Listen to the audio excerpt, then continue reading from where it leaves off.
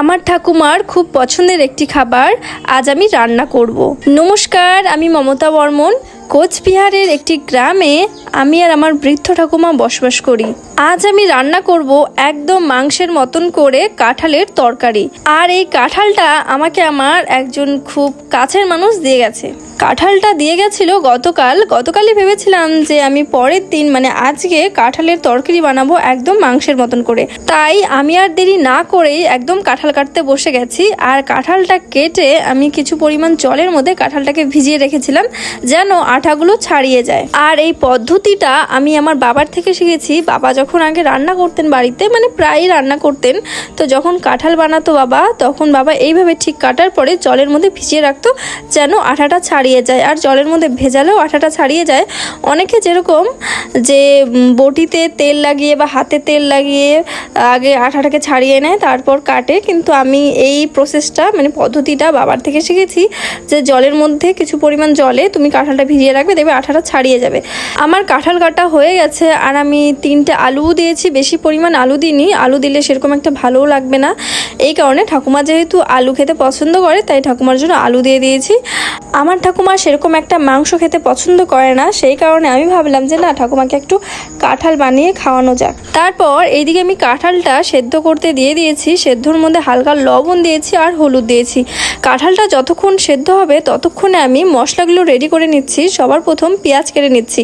আমি আজ না বানাবো নিরামিষ, না বানাবো আমিষ, কিন্তু আমি এখানে পেঁয়াজটা অ্যাড করছি যেন গ্রেভিটা হয়, এই কারণে। না হলে আমি পেঁয়াজটা দিতাম না, নিরামিষ করতাম পুরোপুরি। এখানে দেখছি কাঁঠালটা প্রায় সেদ্ধ হয়ে গেছে। কাঁঠালটা নামিয়ে আমি মশলা করতে বসে গেছি। যেরকমটা হচ্ছে আমি জিরে বেটে নেব সবার প্রথমে। আমি যে এই শিলনোড়ায় মশলাটা করে রান্নাটা করব না, রান্নাটা আলাদাই স্বাদ হবে, এই কারণে আমি শিলনোড়ায় বেটে নিচ্ছি। জিরে বাটার পর আমি শুকনো লঙ্কা বাটবো। আর আমি সেরকম পরিমাণে ঝাল দেব না, কারণ ঠাকুমা আবার ঝাল খেতে পারে না, আর এই গরমে ঝাল না খাওয়াটাই ভালো। লঙ্কা বাটার পরে আমি আদা বেটে নিচ্ছি। আর আদা বাটার পরে আমি পেঁয়াজও বেটে নেব একদম শিলনোড়াতেই। তোমরা কে কে আমার মতো শিলনোড়ায় বেটে এখনও রান্না করো তোমরা কমেন্টে জানিও আমাকে। আমার মশলা করা হয়ে গেছে, এবারে আমি শিলনোড়াটা ধুয়ে উঠিয়ে রাখবো। তারপরে যে কাঁঠালটা আমি সিদ্ধ করেছিলাম সেটা আমি উঠিয়ে নেব। রান্না করার সব সামগ্রী আমি রেডি করে নিয়েছি। এবার আমি রান্নাটা চাপিয়ে দেব। প্রথমেই কিছু পরিমাণ তেল দিয়ে দিলাম। তারপর সেই তেলের মধ্যে জিরে, শুকনো লঙ্কা, তেজপাতা, পেঁয়াজ ফোড়ন দিলাম। পেঁয়াজগুলো ভালো করে ভাজা করে নেব একদম লাল লাল করে। তারপর যে মশলাগুলো আমি রেডি করেছিলাম সেই মশলাগুলো দিয়ে দিব।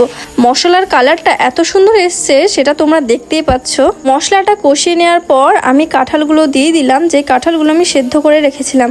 তারপর আমি স্বাদ মতো লবণ দিয়ে দিলাম। লবণ দেওয়ার পর কিছুক্ষণ ঘাটাঘাটি করলাম। তারপর জল দিয়ে দিলাম। জল দেওয়ার পর কিছুক্ষণ নাড়িয়ে চাড়িয়ে আমি এটাকে ফুটতে দেব।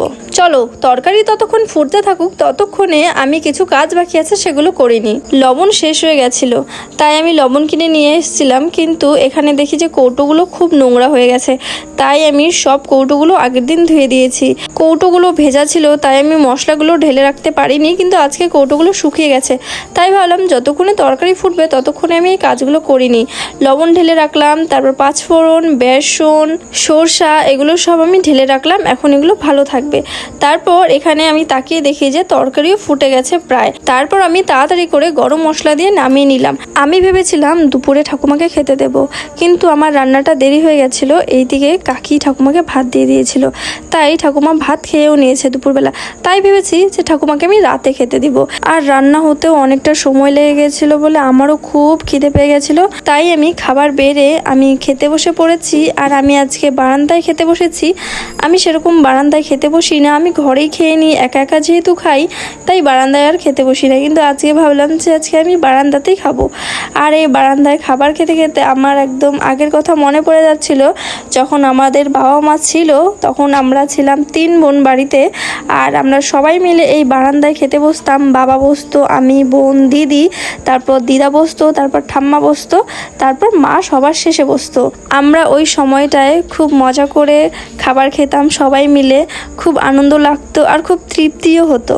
অনেক মিস করি সেই আগের দিনগুলোকে, বাবা মাকে, সবাইকে খুব মিস করি।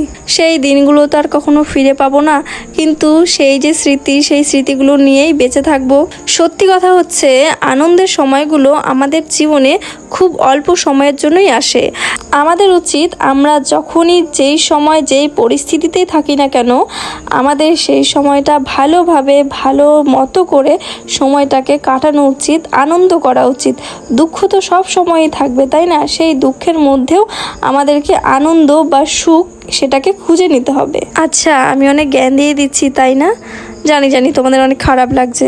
আচ্ছা, খারাপ লাগলে তোমরা অবশ্যই আমাকে কমেন্ট করে জানিও। হ্যাঁ, আজকে আমি কাজ করে অনেক ক্লান্ত হয়ে গেছি, অনেক হাঁপিয়ে গেছি। তো এখন আমি রেস্ট করব, একটু শোবো, একদম শরীরটা খারাপ লাগছে। আর তুমি যে আমায় কাঁঠালটা পাঠিয়েছো মামুনি, তুমি অনেক ভালো মনের মানুষ, তোমাকে অনেক অনেক থ্যাংক ইউ। আজকের ভিডিওটা এখানে শেষ করছি, দেখা হবে নতুন কোনো ভিডিওতে। তোমরা সবাই সুস্থ থাকবে, ভালো থাকবে, বাই।